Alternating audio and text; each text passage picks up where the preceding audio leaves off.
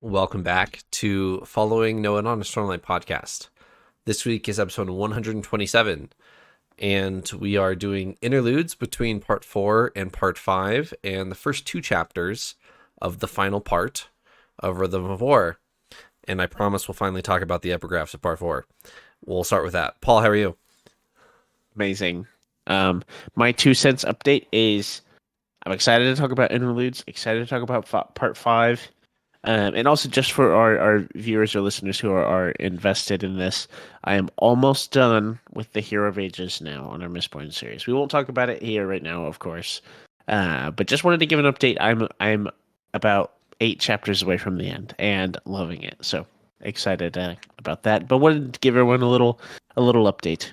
I'm doing great. I always enjoy a good interludes, although I was commenting in our Discord actually this week that I've been a little disappointed by the interludes in Rhythm of War, like the entire book. I feel like almost all of them could just have slotted in as normal chapters. Right? Yes, we get a few new point of views, but we don't really leave any of the sets that we've been on.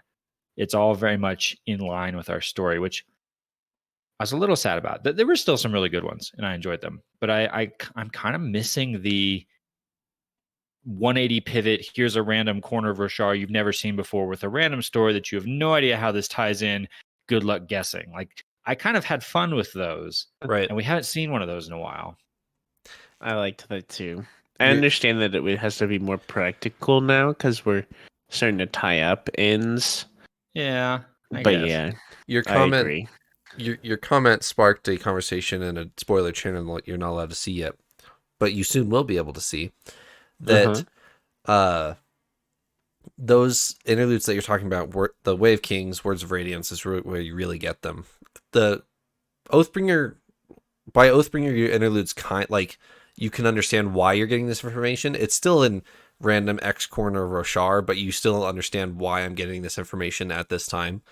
But in the Way of Kings and Words of Radiance, you're gifted random information that the reader is really just, the first time reader specifically, is really just trying to figure out what on earth is going on.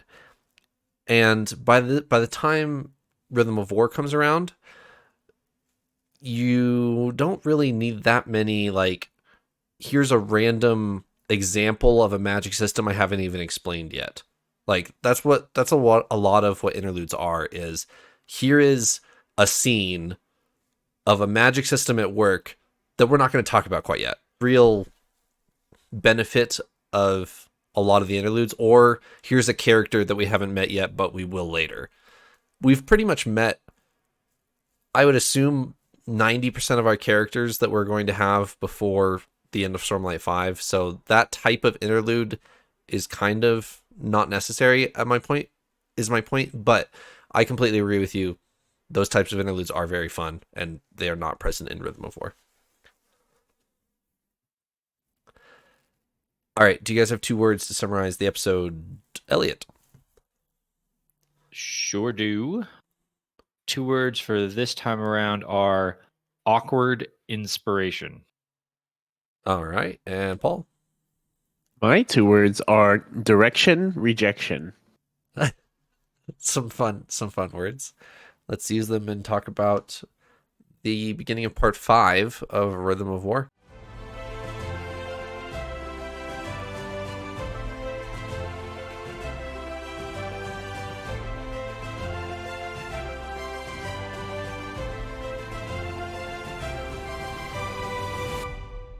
All right, even before I ask you about your 2 words, because I assume they don't have to do with this, let's talk about the epigraphs and closing part 4. We have been asked to cover this, and you guys have been noticing them. Do you guys, back in part 4, did you piece together by the end of it who they were or who wrote them, I should say? I was frustrated because I got to the last one, and it was one of those where I felt like I should have pieced that together, but I didn't really. It ended up talking about the Unmade. Huh? It seemed the first person point of view, the I references, I this, I think this, seemed to be coming from a similar perspective. Okay. It almost seemed like we were talking about like the sibling or something like that, perhaps. Okay. I don't know. I could not pin it down. Paul, did you pick up who it was? Did you pay that much attention? No, I didn't really catch it. Okay. I think Shaw, real quick before you reveal it, I think Shaw Uh-huh. Not would have been my other guess, like sibling Yeah. or Shaw Not, perhaps. I I knew won't it was... reveal it. I'll read. I want to read them all, and then I'll ask you again if you can hear them all Okay. back to back. If you can have another guess. You guys ready? Yeah. Mm-hmm. Ready. All right. Let me scroll to the top. All right. Part 4. All right. Here's the first one, and I'll just keep going. Words. I used to be good with words. I used to be good at a lot of things. There was a time when others would approach me for help with a problem. A time when I was decisive, capable, even authoritative. Such skills, like my honor itself, are now lost to time, weathered away, crushed to dust, and scattered to the ends of the cosmere. I am a barren tree of a human being. I am the hollow that once was a mighty peak. So, words. Why words now? Why do I write? Yezrian is gone. Despite being all the way out here in lasting integrity, I felt him being ripped away. The oath pact was broken already, but the connection remained. Each of us can sense the others to an extent. And with further investigation, I know the truth of what had happened to him. It felt like death at first, and I think that is ultimately what became. The singers first put Yezrian into a gemstone. They think they are clever, discovering they can trap us in those. It only took them 7,000 years. Oh, Father, 7,000 years. I remember so few of those centuries. I am a blur, a smear on the page, a gaunt stretch of ink, made all the more unsubstantial with each passing day. Midius once told me we could use investiture to enhance our minds, our memories, so we wouldn't forget so much. Why would I want to remember? Maybe if I remembered my life, I'd be capable of being confident like I once was. Maybe I'd stop vacillating when even the most simple of decisions is presented to me. Instead, I think if I were to remember my life in detail, I would become even worse, paralyzed by my terrible actions. I should not like to remember all those I have failed. Regardless, I write now because I know they are coming for me. They got Jezrien. They'll inevitably claim me, even here in the Honor Spren stronghold. And so, I die. Yes, die. If you're reading this and wondering what went wrong, why my soul evaporated soon after being claimed by the gemstone in your knife, then I name you idiot for playing with powers you only presume to understand. The bond is what keeps us alive. You sever that, and we will slowly decompose into ordinary souls, and with no valid connection to the physical or spiritual realms. Capture one of us in your knives, and you won't be left with a spread in a jar. You'll be left with a being that eventually fades away into the beyond. I felt it happen to Yezrian. I think you captured him, but our god is splintered, our oath pact severed. He faded over the weeks and is gone now. Beyond your touch, at long last, I should welcome the same. I do not. I fear it. Nevertheless, I'm writing answers to you here, because something glimmers deep within me, a fragment of a memory of what I once was. I was there when Ba Edo Mishram was captured. I know the truth of the Radiance, the Recreance, and not the Nahel Spren. I tell you, I write it. You must release the captive unmade. She will not fade as I will. If you leave her as she is, she will remain imprisoned for eternity. As one who has suffered for so many centuries, as one whom is broke, please find Mishram and release her, not just for her own good, for the good of all Spren. For I believe that in confining her, we have caused a greater wound to Roshar than anyone ever realized. All right, who is it? I forgot about the references to lasting integrity, which seem to point pretty strongly towards it being Kalak as the author there. Yeah. So that's what I was thinking. At first, I thought maybe it could be Ishar, our bondsmith person, because I would imagine that he might be well spoken or wise. But I would guess Kalak And over those two. I would even go as far to say when he's writing for 20 minutes in the middle of the trial, this is what he's writing. Like in front of Adolin, he assumes that Adolin is there to kill him. He says that to Shallan, that, oh, you're the one sent to kill me. I thought it was Adolin. I assume that Kalak thinks this could happen literally at any second because Adolin's right in front of him. And so he's writing all of this mid-trial because he's afraid that he's about to die. So, what do you guys think besides Kalak is the one writing? He seems to have quite a bit of insider knowledge on, or he claims to have insider knowledge on the Radiance, the Recreants, and the Nahel Spren, and Ba Edo Mishram. So I have a couple things. One, I think what got me the most intrigued was he mentions that people think, like, if you think you have a spread in a jar, essentially, with this knife, you don't even understand the power you're using. Right. You don't get it. So that implies he understands it, and I would like him to explain it further to me, please. That was one thing that really caught my attention.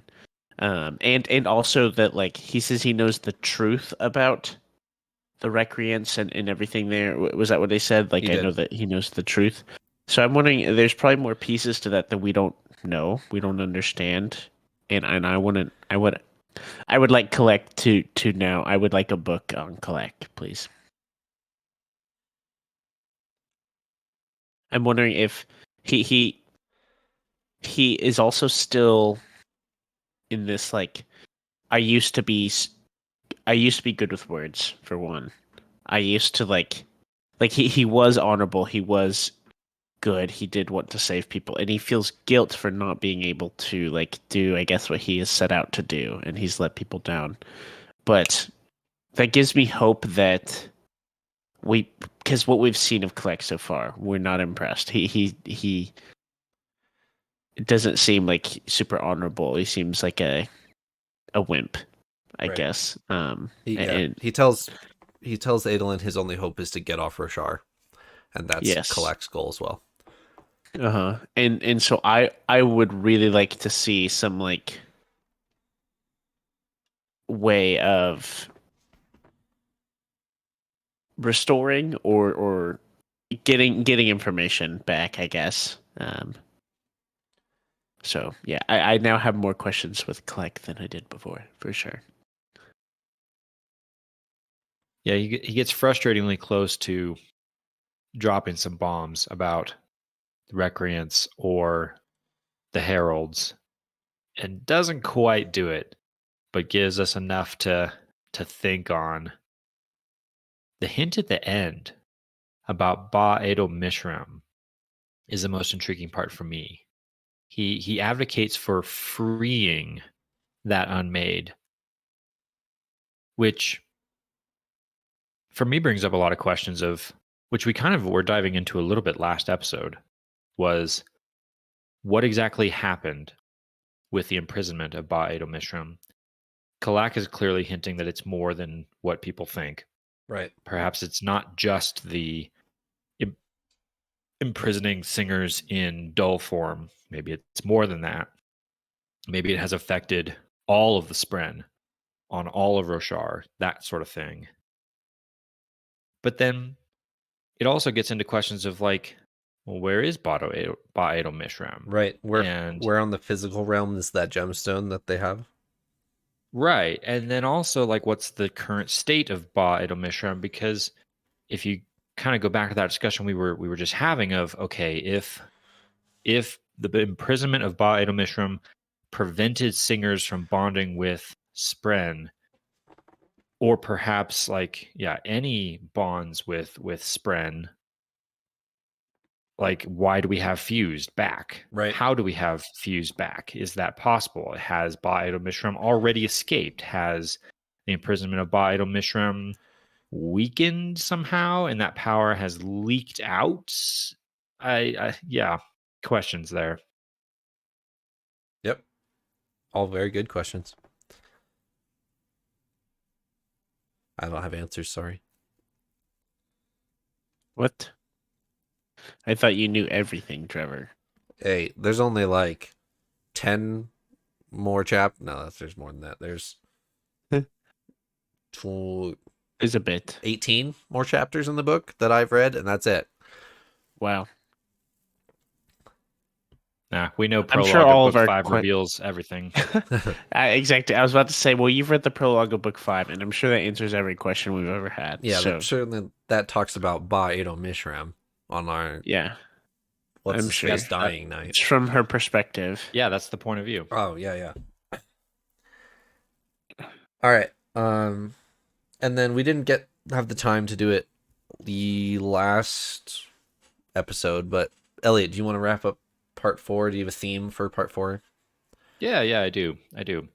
Part 4 was a fun one. We got into Sandra Lanch zone of Rhythm of War. It definitely felt we came to some climaxes on multiple storylines. The Adolin one probably being the most memorable, but the Shallan one for sure as well, and Navani and Raboniel as at the same time. So Yeah. some pretty cool stuff, some very thinky stuff. It really kind of stretched our brains, at least mine, in a lot of ways. I pulled together to try and sum it up in a single word, or at least a single word for me, of what I took away from part 4. Again, was tough. Some of these have been tougher than others. This was a tougher one. I had to settle with strength as my theme for part 4, mainly tying into Maya and Adolin, Shallan and Vale, and Kaladin as well. The Maya Adolin one is pretty obvious. The whole moment where Adolin kind of reaches out to Maya mentally and says, take my strength. And there's that moment where she, speaks for the first time. We get that revelation, which was huge. And then afterwards, even one of the things that she says back to him is strength before weakness. I don't remember if she says the whole thing, but she least says strength before weakness.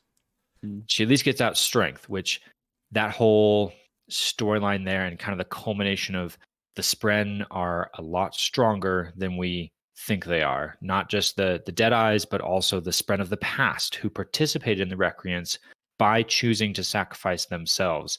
That's a strength before weakness moment that is really cool. Shallan had an awesome moment that we talked about quite a bit last episode, where she realizes the strength within her and that her weakness is her strength. She might feel crippled by the emotional trauma she's been through and the struggle she's at now with being able to accept the truth and who she is and all of that. But the revelation that Adolin kind of participates in, which is fantastic, of that weakness makes you strong, is a really cool exploration of that radiant ideal of strength before weakness, which is fantastic.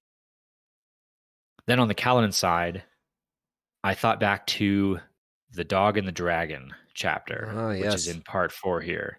And that moment of Kaladin it's not necessarily a moment of weakness, but it's a moment of attack. He is under serious mental and emotional attack from Odium, from what's his name that I'm blanking on? Thank you, Moash.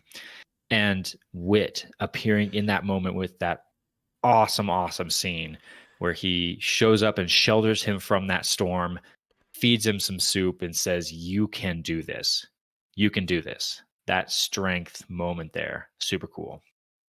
What I'm sad about is that I can't quite fit Navani into this, which I'm actually upset about that, because she had such a key part in this part 4. So to leave her out is really unfair.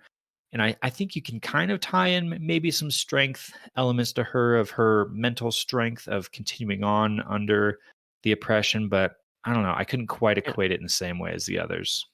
I would tack on to that, actually. I think we see Navani's strength through independence in this. Of not that she wasn't independent before, but that there's so many trials going on that she's always had so many people around her to help with and to fight with or to like research with. And she's kind of been on an island here for a while, and she's done incredible things. And so I think there's a lot of strength in that, in what she's done there. Yeah, she's been isolated from her scholars now for at least a full part, and it'd be really easy to just roll over and surrender, and she doesn't. She keeps working for the war effort as best she knows how. So, and not only is it like it almost feels like a diamond moment. Like she's been put under such severe pressure that it's like created a diamond that I don't know if we would have seen otherwise, But I mean, maybe we would have, but it feels like she's felt like a feigned or like has imposter syndrome about being a scholar or researcher. And then here in this, she's made strides that no one else is really able to make right now, or no one has made right now, under all this pressure without her like support system. Yeah, I love that. That's fantastic. That's the piece I was missing to my little puzzle. So yeah, strength for part 4. sounds good. Interludes. Back to your 2 words, Paul. Oh, we're on 2 words. Oh my goodness. What were my words? Direction and rejection. My 2 words. So, direction, is. I was trying to come up with the right word for this. So, whenever we talk about Dalinar, our brief Dalinar chapter, he's going to find Ishar, our herald of the bondsmiths. I don't know why the last like half a year I've been like blanking on bondsmith. I keep thinking of Dawn Shard in my head. But our bondsmith herald, and I feel like he has a newfound direction with this. I bounced with words like epiphany, discovery, stuff like that. But I kind of settled on direction.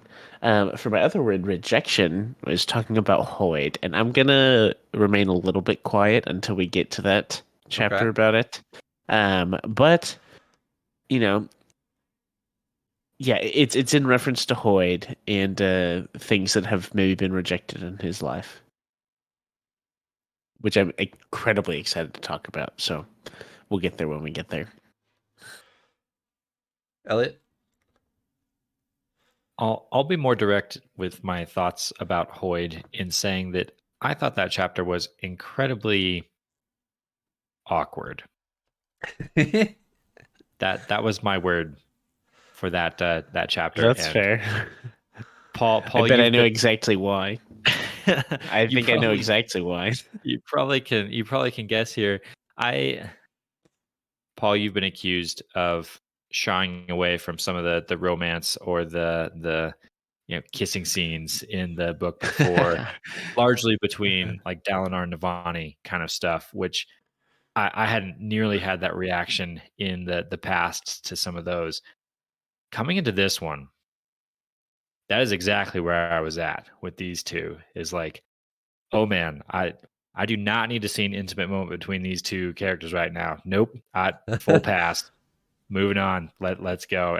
I don't know, the way the scene played out just seemed very awkward and strange. And when you start to examine like the motives of our two characters, and yeah, it got weird fast. I think the most awkward part for me was them talking about the motivations behind it, and I wasn't a fan of that. What I really liked about this chapter was learning about some more about Hoyd's backstory and things, and that's what I'm excited to talk about. But the rest, yeah, I was like, and yeah, I realized how almost 4 entire books into this world I've immersed myself into it enough that when the book says and her exposed safe hand on the table, and I like cringe a little bit. It's like That's and funny. I catch myself. I'm like, wait, no, Not it's her just safe hand. just right, exactly. I have that moment of oh yeah, okay. Anyway, yeah. That's funny. My second word is inspiration, which I did pick fairly straightforward again on this one for Kaladin and the discussion about him in Interlude 10, which was by far my favorite of this set. But the takeaway of that chapter of these people who are writing the Shash brand on their foreheads are not doing it because they're trying to rebel against their oppressor necessarily. They're doing it because it's what gets them out of bed in the morning. Yeah. They're doing it because it reminds them of Kaladin, and Kaladin is their reason for living at this point, which was pretty cool. So inspiration there. Yeah. I'll just jump right into that Interlude 10 off of that, because where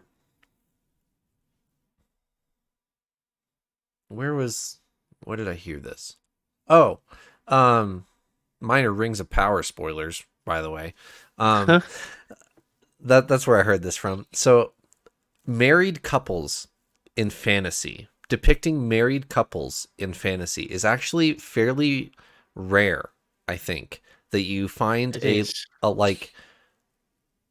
healthy married relationship between like two, not main characters, but anyway, depicting depicting a healthy marriage relationship in fantasy is rare. Decent enduring is where I'm going with that. I think the Rings of Power has done an excellent job with those two characters. And then going into these two characters, Hasina and Lirin are having a very valid disagreement, and there's very real tension in this interlude. But Hasina makes the point to make clear to Lirin that she starts the discussion with, "I love you, and I don't ever question that for a second, but you need to see this how everyone else is seeing this, and I need you to do me a favor and try a bit harder and hear everyone else's perspective on this." And I think that is a really great way to portray that relationship of a married couple having a disagreement. And I think that's really cool. Yeah. I do like that point a lot, Trevor. I do want to add one thing to I feel like in fantasy, it's not necessarily that, quote, healthy relationships aren't portrayed or healthy marriages aren't portrayed, but we never like see it. It's like you see a married couple and you just assume all is well, You don't really like see these hard conversations. And I did think it was really cool. I'm a big Lord of the Rings fan, and I've enjoyed the Rings of Power too. So if you're watching that, definitely let us know in our Discord or something, because it's fun to talk about. But that connection there is where we've just seen like a really good amount of dialogue between a married couple, and so I agree with what you're saying with Hasina and Lirin, and I liked seeing this because we talked about it before that we've kind of been getting frustrated with Lirin, or that there's been some cause for concern or like maybe a lack of understanding on his side, and so I'm happy to see some more stuff with him.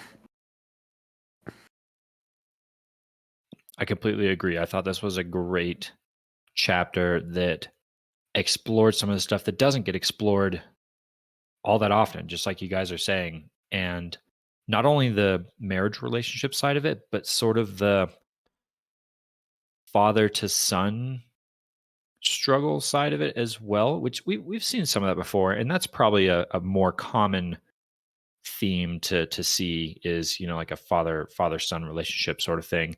But here we see Lirin actually dealing with something that we see Kaladin dealing with a lot of the time. Yeah. And it was kind of a light bulb moment for me Where it was like, oh, I see where Kaladin gets this, and that's the blame myself for everything. Yeah.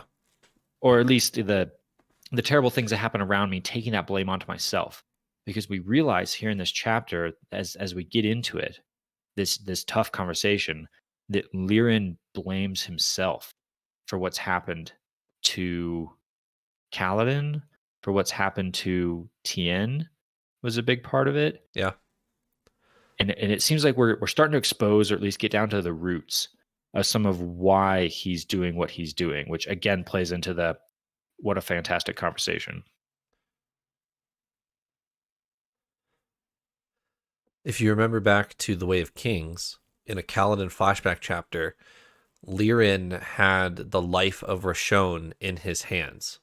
He was doing surgery on Rashon, and he had a leg artery right in front of him next to his surgery knife. He makes eye contact with Kaladin and then continues working surgery and saves Rashon's life.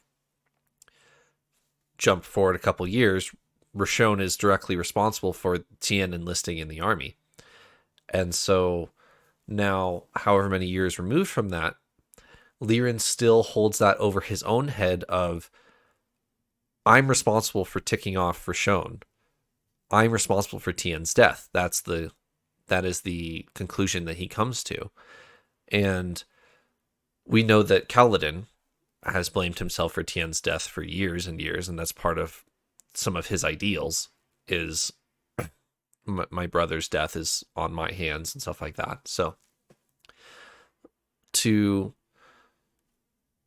equate that same trauma between father and son is actually, I think, fairly important in this interlude, because it's really it's become pretty hard to draw similarities between Kaladin and Lirin, but to know that they both hold that same burden is telling.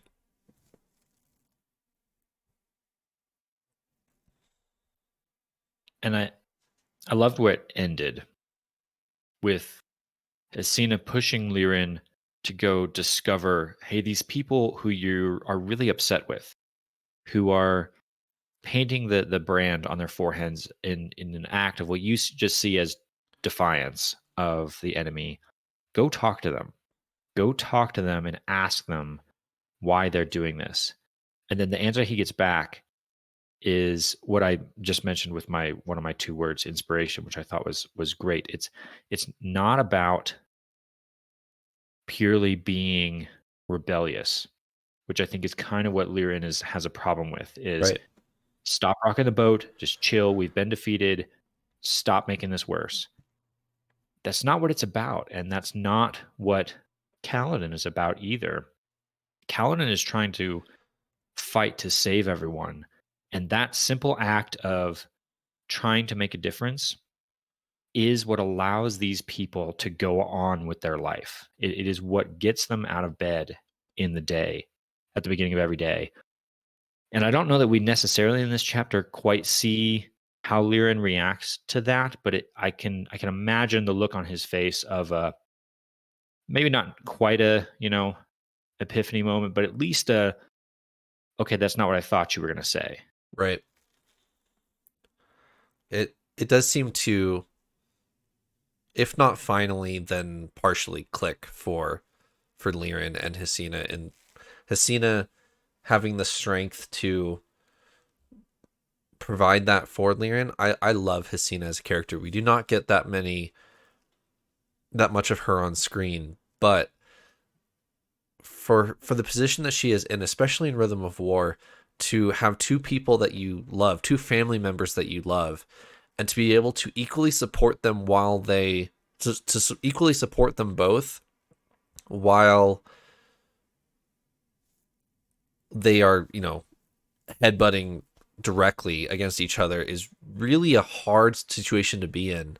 And Hesina, I think, is such a well-written character that she successfully does that and is able to show Lirin, the quote is, what a wonderful son we have in Kaladin, and that, yes, he is a killer, but who would you rather have do the killing? A mindless monster, or the son that you taught to care, I think is a really great line. I agree 100%. This also feeds right into Interlude 11. I didn't get that much out of Interlude 11. It's some random. So here's your random character interlude. Unfortunately, he's in. He's right down the hall. He's down the hallway. Exactly. He's exactly down the hall from Hasina and Liren. But it's this young boy, all starstruck with Captain Kaladin, the the bridgeman who became the soldier. He's the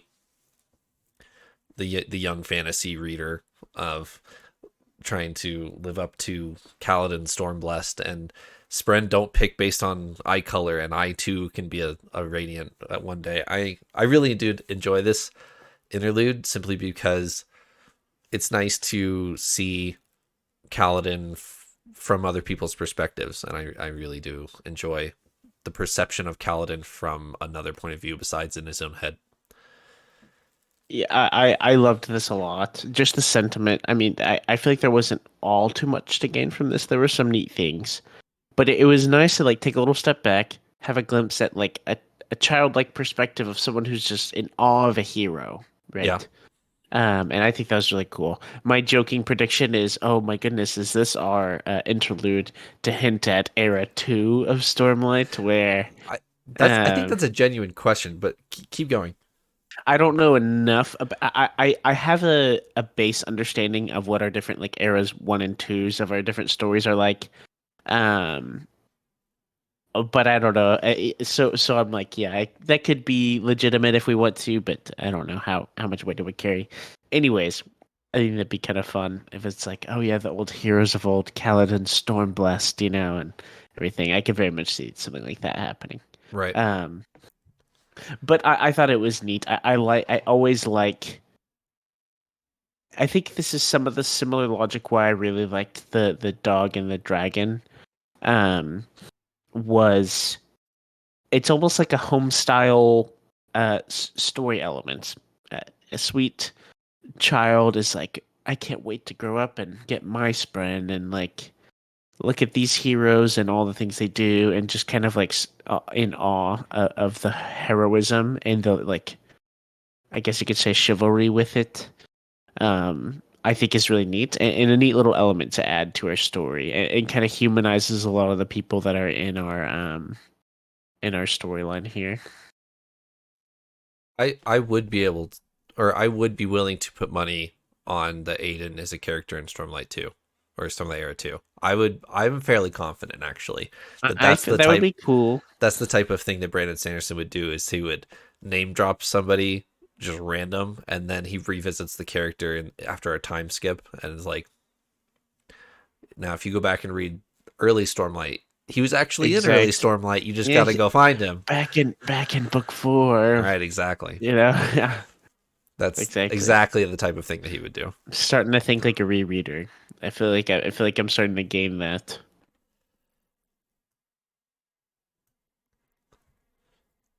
Anything else for these two interludes before we go into a very different interlude? All right. Taravangian. Yet another rambling, not smart day. Taravangian musing about, oh, I need Zeth and Odium in the same room at the same time. How do I do that? And then Jean Not shows up. What did you guys think of this interlude?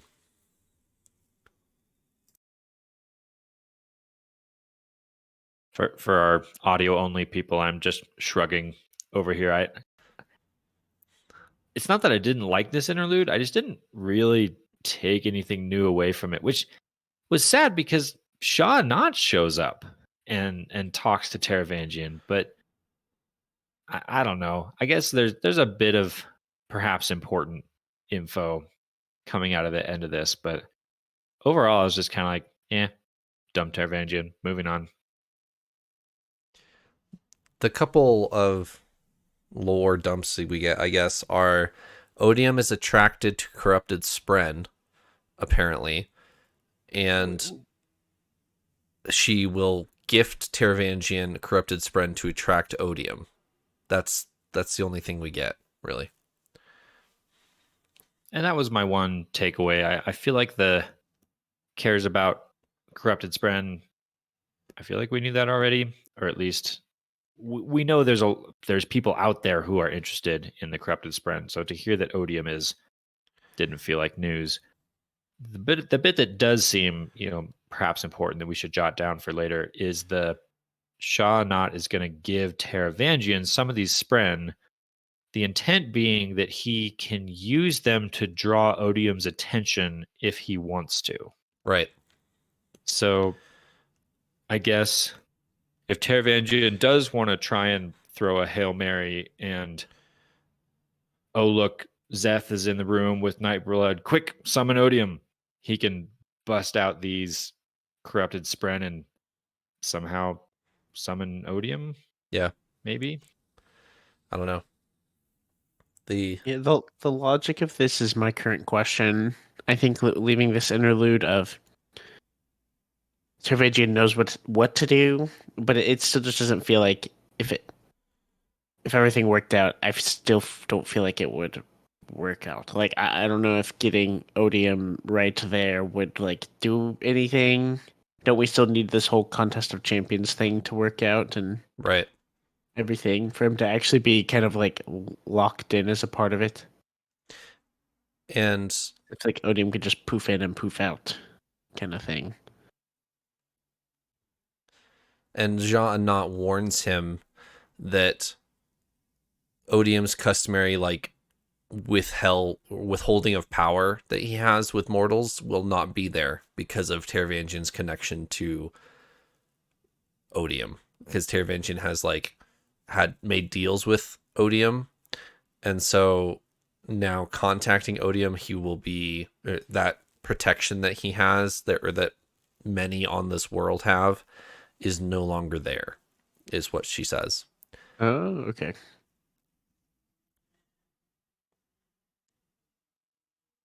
That makes sense. I think I missed that while reading this. There's rules with shards of you can't just go around eating people. You have to stay in your spiritual realm for the most part. You can talk to mortals, but you're not allowed to eat them, touch them, whatever. But once you create a connection with a shard, with a vessel, then that is removed and you can do what you want. So she's warning him that you've already created that. If you are in the same room as Odium, he can kill you.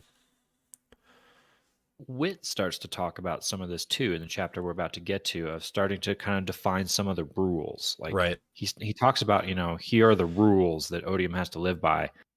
And I'm quite curious about that, because I'm kind of asking the question of, why? Like, what defines those rules? What are the bounds that he's has to live within? But yeah, I didn't actually quite pick up on that connection bit there. So that's helpful info with Taravangian. Right.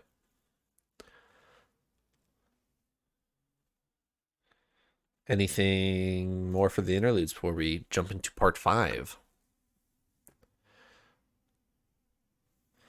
All right. So chapter 98, we kick off with, actually, let's acknowledge the elephant in the room right off the bat instead of waiting till 5 episodes later. Our epigraphs. Did you guys catch our epigraph? Yeah. I'm sure I thought a lot about it at the time, but now I'm thinking no, because you're asking. Well, I guess the footnote on the epigraph is more important than the epigraph itself. So the epigraph says, "I look forward to ruling the humans." And who is it by, Elliot? Musings of El. There's more. And, oh, yeah. Musings of El on the first of the final 10 days. Yes. Okay. So we have asked, who is El before? Do you remember in what context? I was trying to remember this because I did recognize the name, and I remembered it popping up fairly randomly, and it was one of those you write down, who is El, and then you move on. I don't remember the context that it came up in. Let me find it. It's the epigraph to chapter 60. ever after chapter 60 is, who is this person? You used no title, so I assume they are not effused. Who then is L? And L is mentioned maybe 2 epigraphs previous to that. I don't know. It's in the letter that we get. L is mentioned by name in the letter that we get earlier in Rhythm of 4. So you can theorize and brew on that one. It's obviously Alucard, who was just playing 3D chess from the start of the story. He isn't dead, and he's coming back to rule over Roshar. You're welcome. Thank you. All right. All right, and that'll be all for our podcast today, guys. Thanks for tuning in. Now that we've spoiled it. All right. The end of Stormlight 5. Yes, exactly. Dalinar is walking through the Amuli battlefield, and he's talking with the mink, and the mink is basically saying, we've won. We have... There's going to be a couple more skirmishes to go, but this was the last one. Amuli is ours. And so then they're talking about what's next, and the mink is saying, yeah, remember your promise. We got to go free Herdaz after we free Alucard. And then Dalinar says, well, yes, but Urithiru before both. Now our main topic is shifting back to Urithiru. We got to go win back Urithiru. And so that's where the army is headed now that Amuli is taken. But first, we have to go visit Ishar. Ishar is the next tourist attraction on the list, and Dalinar has sent scouts to go find Ishar, and they paint a little glyph of mystery. Ishar paints a little glyph of mystery towards his scouts, and he's basically asking, what do you want? What do you guys think of this chapter? So this is my... this was, I mean, one of my words was titled discovery. No, not discovery. Direction. I mentioned that discovery was a word I thought about using. Maybe I should have used discovery after all. This has me super excited. This has me really, really hopeful, really excited that that's what we're going to see in part 5 is we're going to get to meet with Ashar and maybe get some of the... I feel like almost a hopeless romantic at this point. Every time we mention a herald, talk about a herald, think of a herald, I'm like, oh my goodness, we're going to get so many answers. We're going to get all this fun stuff. And then they're either psychotic or a bad guy. Like, I don't know. And so I don't know what to think anymore. But this feels really promising, and I cannot wait to see hopefully dialogue between Dalinar and Ishar, and also just learn about our bondsmiths, because we know that there is so much potential with bondsmiths that has not been unlocked yet, Right. that has not been realized, and I'm so excited for what all that could mean.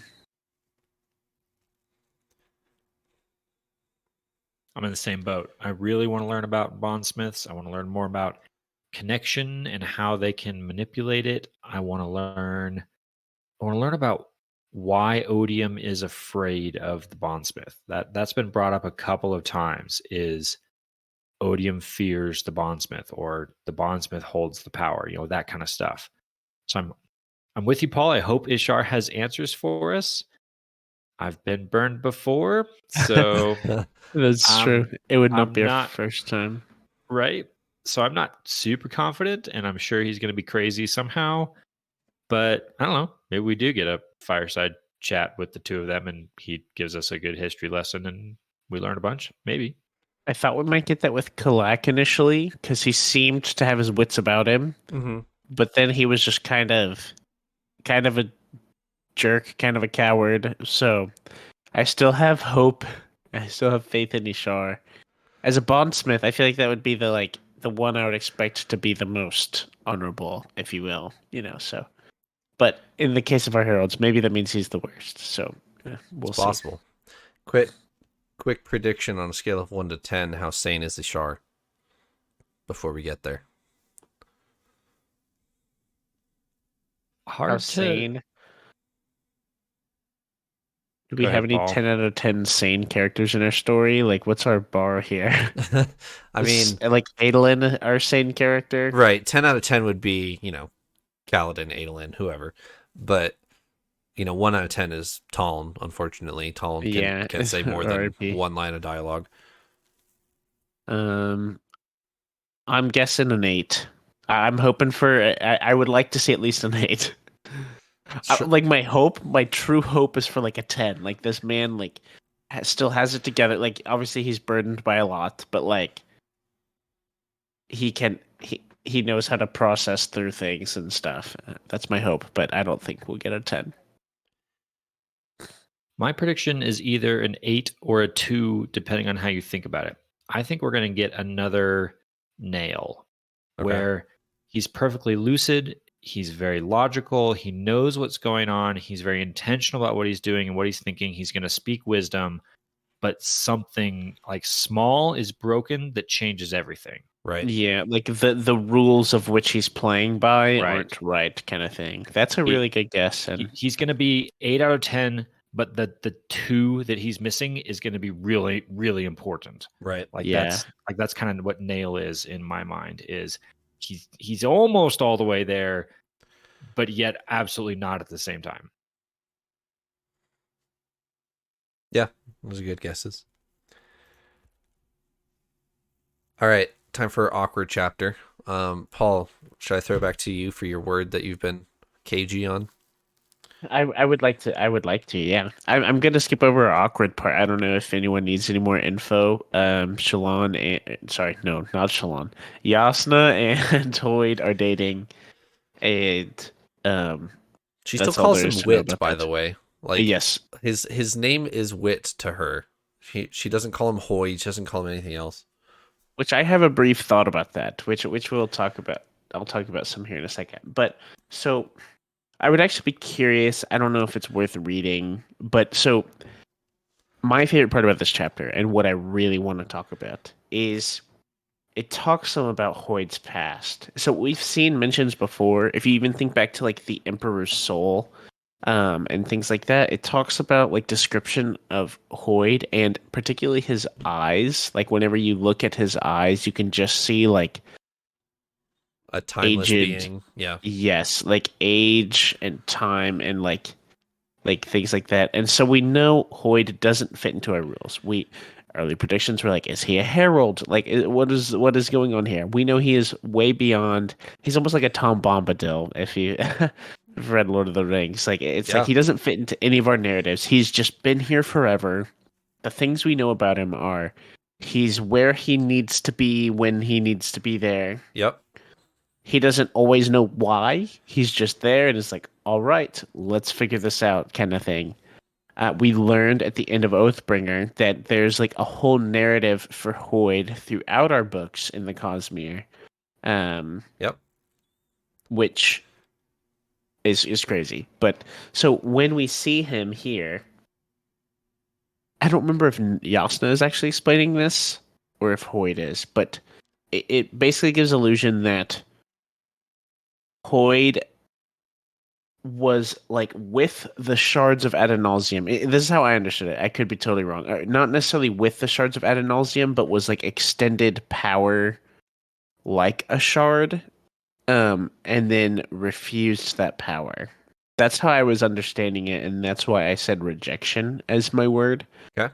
In that he was offered like um cultivation, let's say. Like offered power as if cultivation was, I don't know what his thing would be, which I thought wit was a funny one. What if that was like his thing was wit, like cleverness or things like that?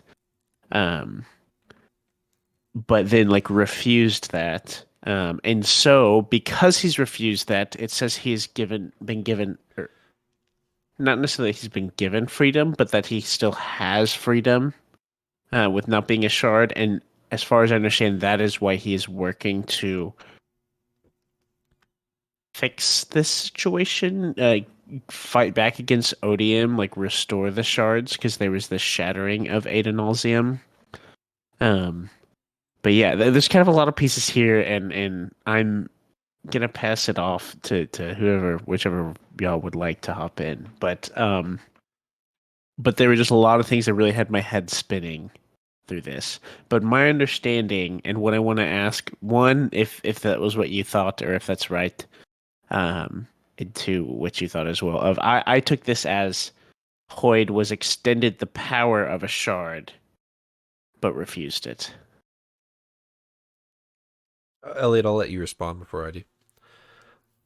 I don't have too much to add there. I took it the same way as kind of what he's hinting at. The only other explanation I could think of is that perhaps he was referring to heralds instead of shards, and that we've kind of started to explore, what are our heralds? Are they spren? Are they something different? I was kind of wondering if Hoyd was putting himself in that bucket.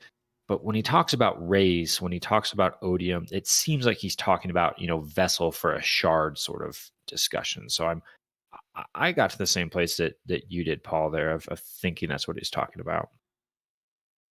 Yeah. And I did explain, whatever verb you want to use there. Some of this for you in Cosmere 101. But yes, Hoyd was present at the Shattering of Adonalsium and was offered a shard, or was offered maybe multiple shards, maybe one shard, and he refused it. And has since been, I don't know if this is canonical or not, or if this is just in my head, but I think the Shattering of Adonalsium, everybody who was, all of the original vessels who were there immediately got fortune, whether you picked up a shard or not. Capital F fortune. That's the in the right place at the right time thing that you were talking about, Paul. And then shattered into 16 pieces, and you can pick up a shard of Adonalsium, honor, cultivation, odium, whatever.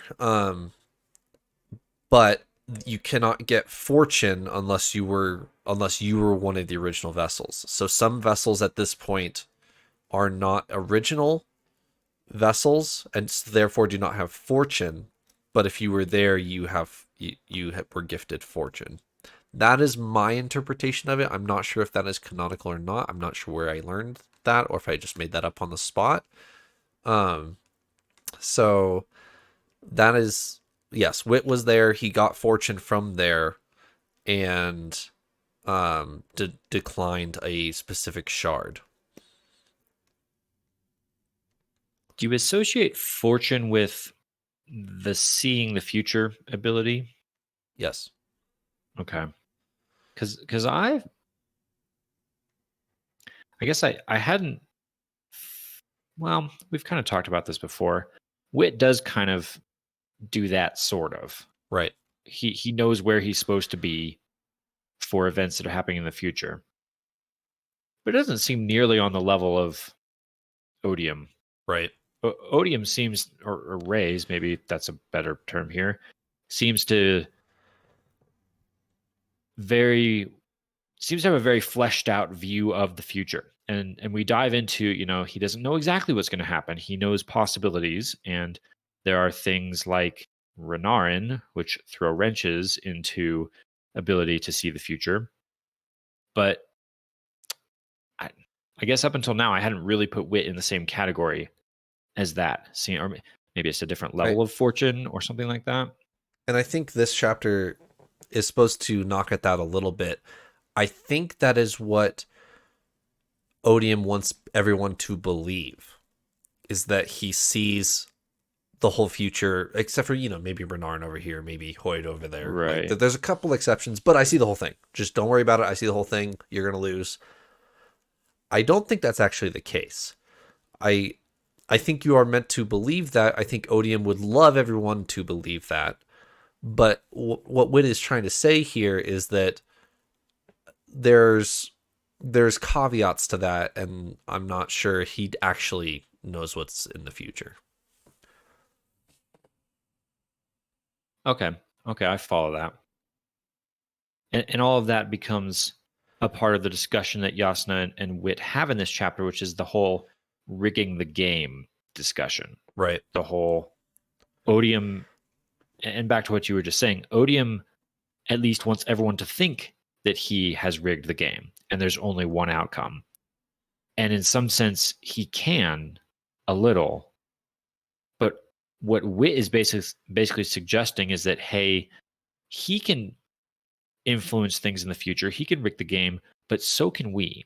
Right. And maybe not in the same way. And maybe we can't directly change what he sets up as his scenarios, but we can set other scenarios to counter that. We can reach a draw. That's his proposal. Is we can reach a draw. We may not be able to beat him because he can rig the game. But if he rigs it and we rig it, maybe we both don't lose. Right. Yeah. He has a line that says he wants everybody to think he has all of these grand plans and these grand options. But as far as I know, he was fairly all in on Dalinar as my champion. And now that Dalinar is no longer my champion, he's now scrambling for a second option, somebody who can successfully be his champion now that he has agreed to the duel and Dalinar declined being his champion, that he's now scrambling is what Wit thinks. And this is where we get into the whole rules discussion, which got me a little bit confused. Wit is talking like all these contracts bind Odium to these very specific set of rules. They're still going on and on about the showdown, the confrontation, Contest the of challenge. Champions. Thank you. The contest of champions, that where everybody's kind of hanging their hat on this contest of champions. I'm still a little bit stuck on the whole, just because Odium said he would do that, why is he bound to that? Right. It seems like, when someone as knowledgeable as Wit is talking about, okay, we've got him in this, contract, this is our chance. I'm inclined to believe him. He seems to, Wit knows a lot. But a small little voice in the back of my head is still kind of chiming in like, why? Why? What are the rules here?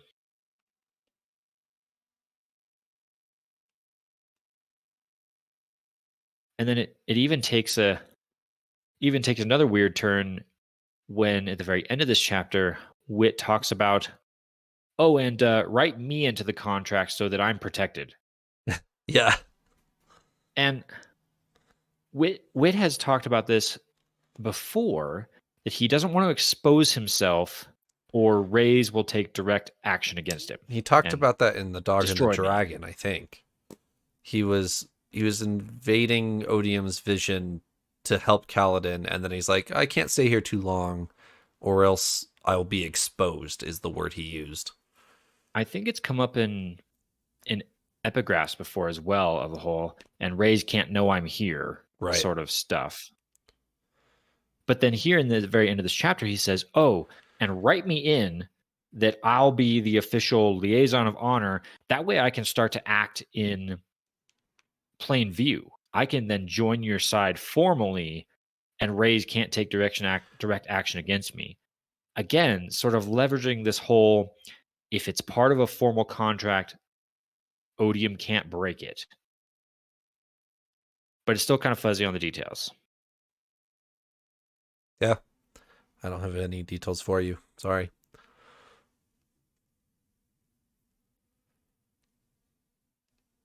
This has me really intrigued and honestly really excited, because I didn't think we would get this here. This was not what I was expecting, is to get a glimpse at large scale, big picture Hoid in this, but it has my mind kind of racing. Like what if he becomes like a new vessel for a Tanavest or something. I don't know if that's possible, but that doesn't feel like it'd work. But what I have learned about all of our heralds and other characters on that caliber, so they're not really who I expect. So they could be, but I'm really curious to see. I'm very excited to read forward. We're not done with this episode yet, I'm sure, but I am looking forward to. I don't know if we're going to get any more info on this. I feel like this was one of the things that Brandon Sanderson throws in is like, oh, here's a little nugget, like the Dark Sphere kind of thing. And I'll have to wait a lot longer still. But I was really excited when I read this. Speaking of Grand Plan Hoyd, something that I remembered that's fairly humorous to me, when they're talking about the contract, writing up the rules of the Contest of Champions, he's like, all right, so if he wins, he can do whatever he wants with Roshar, but he has to stay in the system. And if he loses, he retreats back to Braze for 1,000 years, something like that, because that solves your problems, and he doesn't really care, so he will sign this. And then Yasna's like, well, wait a minute. Like, he can do whatever he wants with Roshar. I'm sure that solves your problems, but that doesn't solve my problems. Like, hold on. Yeah. Like, so Wit's here to, make sure the genie stays in the bottle. What we talked about in episode, in the Cosmere 101, that the 17th Shard, who we've got a couple mentions of, the off-world organization who makes sure everybody's in their place, refuses to help Roshar because Odium's in his bottle. Don't let Odium out of his bottle, and we won't worry about him. And so Wit's like, so we got to put this in the contract here if he has to stay on Roshar. And Yasna is saying, well, all I know is Roshar. That doesn't help me. That was a good reminder for me that Wit is not Gandalf. He's not here to save these people. He's got a larger agenda that he's working towards. He's, if you want to put a good spin on it, he's here to save the universe. He's willing to, maybe sacrifice Roshar to save the rest of the universe. To put maybe a negative spin on it, he maybe doesn't care what happens to Roshar, and he really just is here to achieve his objective, which is contain Odium. So, I don't know. He definitely came off as a little callous in this episode chapter. In this chapter, a little bit, yeah. I do think Hoyd is that funny character where 90% of his lines are like, endearing and helpful and in line with our heroes, and then he'll just drop a one-liner, and you're like, what did you say? Like, that's not helpful. That's even frightening of what you just said. Anything else for 99 or this whole episode, gentlemen? As usual, I'm excited to read more. Home stretch. I feel like the finish line is getting rapidly closer. We've only got, Trevor, you probably know this, 4 episodes or something like that. 4 episodes to go. So, well, like I said last week, for 90% of this podcast, I have looked at chapter summaries and looked at like the actual content of the chapters to create, coherent episodes. I have not done that for the final 4 episodes of this of Rhythm of War. So if we break at a really inconvenient time next week or the week after or whatever, I deeply apologize. I did not, to anyone who's like reading along with us, to you two, I'm very sorry if that happens, but I kind of just broke it at word count instead of character arc. So whatever happens the next 4 episodes. Oh, we're definitely blaming you. We're coming after you with torches and pitchforks. Yes, of course. If that happens. Yes. Mm-hmm. We will burn your house to the ground. This is not a threat for legal reasons. Oh. All right. Thank you for joining me, Paul and Eliot. Let's really push into the content of Part 5. Part 5. Onward. Now.